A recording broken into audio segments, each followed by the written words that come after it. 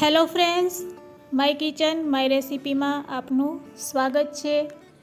આજે આપણે ચણા દાળ પુલાવ બનાવીશું।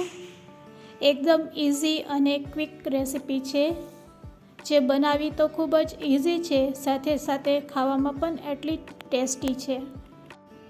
આપણે તેને ચણા દાળની ખીચડી પણ કહી શકીએ છીએ। તો બધી ટ્રીક અને ટીપ સાથે જો તમે આ પુલાવ બનાવશો તો તમારો પુલાવ છે એ એકદમ છૂટો બનીને રેડી થશે। આ પુલાવને આપણે કઢાઈમાં આજે બનાવીશું। રેસિપી સારી લાગે તો લાઈક અને શેર જરૂરથી કરજો।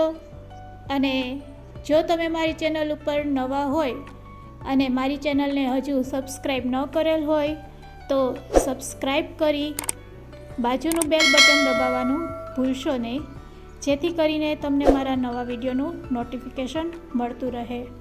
તો આ પુલાવ બનાવવા માટે સૌપ્રથમ આપણે ચણાની દાળ લેશું। આ દાળને આપણે 1 કલાક અગાઉ પલાળીને આ રીતે રાખી દેશું।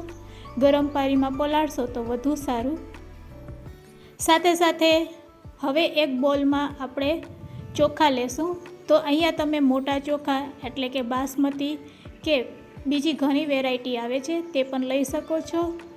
તો આ રીતે આપણે તેને 1.5 વાટકી જેટલા ચોખા લઈ અને આ રીતે પાણીથી તેને 2 વાર ધોઈ લેશું। સારી રીતે ધોયા પછી આપણે તેને 15 મિનિટ માટે પલાળી દેશું। તો અહીંયા આપણા ચોખા છે એ સારી રીતે ધોઈને રેડી છે। હવે તેમાં આપણે ચોખા ડૂબે તેટલું પાણી એડ કરશું અને તેને પણ 15 મિનિટ માટે રેસ્ટ આપીશું। આ પુલાવને આપણે ડુંગળીથી વઘારવાના છે। તો સૌપ્રથમ આપણે પહેલાં 2 મોટા નંગ ડુંગળીના લેશું અને તેને આ રીતે લાંબી સ્લાઇસમાં કટ કરી લેશું। આ રીતે કટ કરી અને આપણે તેનું મેઝરમેન્ટ કરશું તો તે 1 વાટકી જેટલી ડુંગળી થશે। હવે ગેસની ફ્લેમ ચાલુ કરી એક કડાઈમાં આપણે થોડું તેલ મૂકીશું। તેલ સારું એવું ગરમ થઈ જાય એટલે સૌપ્રથમ તેમાં ડુંગળી એડ કરશું અને ડુંગળીને આ રીતે સ્પેચ્યુલા કે તવેથાથી હલાવતા જશું અને ગોલ્ડન બ્રાઉન કલરની થાય ત્યાં સુધી તેને તેલમાં સાતરી લેશું। તો આ રીતે ડુંગળીને સાતરતા આપણે 3 થી 4 મિનિટ લાગશે। ડુંગળી સરસ એવી બ્રાઉન કલરની થઈ જાય એટલે તેમાં આપણે મરી મસાલા એડ કરશું। હવે તમે જોઈ શકો છો ડુંગળી થોડીક ગોલ્ડન બ્રાઉન કલરની થઈ ગઈ છે। ગેસની ફ્લેમને લો કરી હવે તેમાં આપણે 1 તમાલપત્રનું પાન એડ કરશું, સાથે સાથે 2 લવિંગ, 5 થી 6 નંગ મરી એડ કરશું। તેને પણ તેલ સાથે સારી રીતે મિક્સ કરી લેશું। સાથે સાથે 2 નંગ સૂકેલ લાલ મરચાં એડ કરશું અને થોડા લીમડાના પાનને એડ કરીશું। હવે તેમાં આદુ લસણની પેસ્ટ અડધી ચમચી એડ કરીશું અને તેને પણ સારી રીતે મિક્સ કરી લેશું। આ રીતે સારી રીતે મિક્સ કર્યા પછી હવે તેમાં આપણે ચણાની દાળને એડ કરીશું। તો અહીંયા આપણે પલાળેલી ચણાની દાળને એડ કરી દઈશું। ચણાની દાળને એડ કર્યા પછી તેને પણ આપણે સારી રીતે મિક્સ કરી લેશું। આ બધી વસ્તુ જ્યારે આપણે એડ કરતા હોય ત્યારે ગેસની ફ્લેમને લો જ રાખવાની। સાથે સાથે 1 નંગ ટમેટું સમારેલું એડ કરશું અને 2 સમારેલા મરચાં એડ કરશું। સાથે સાથે સ્વાદ અનુસાર મીઠું નાખીશું। તો અહીંયા આપણે 1/4 ચમચી જેટલું મીઠું અને અડધી ચમચી જેટલો ગરમ મસાલો એડ કરશું। મસાલા એડ કર્યા પછી તેને પણ આ રીતે હલાવી લેશું, જેથી કરીને દાળમાં મસાલો અને મીઠું સારી રીતે મિક્સ થઈ જાય।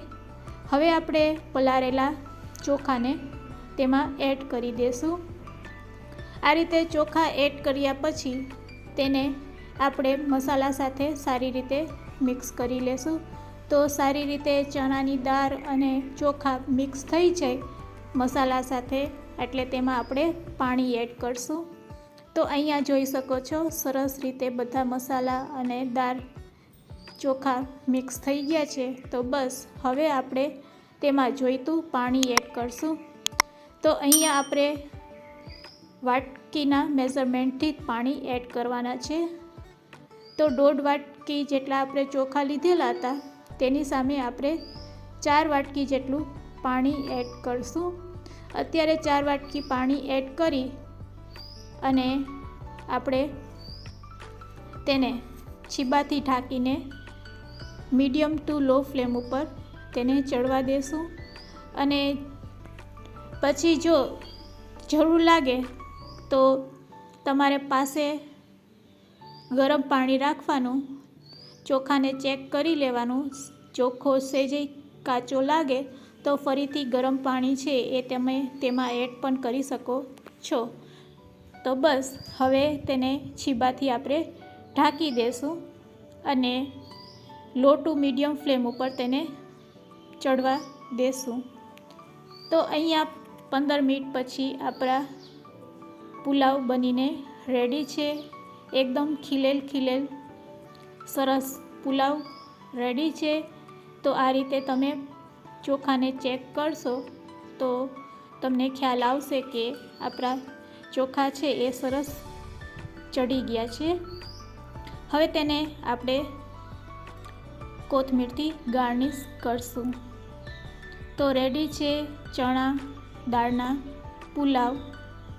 એકદમ છૂટા અને ખીલેલ પુલાવ બનીને રેડી છે. આ રીતે એકવાર જરૂરથી ટ્રાય કરજો અને આજની રેસીપી કેવી લાગી તે મને જરૂરથી કહેજો. રેડી કરેલા આ પુલાવને હવે આપણે સર્વિંગ પ્લેટમાં લઈ લેશું. તો એકદમ ગરમ પુલાવ બનીને રેડી છે. તમે જોઈ શકો છો એકદમ આપણા પુલાવ છે એ ખીલેલા અને છૂટા બનીને રેડી થયા છે. દેખાવમાં જેટલા સરસ લાગે છે આ પુલાવ ખાવામાં પણ એટલા જ ટેસ્ટી લાગે છે.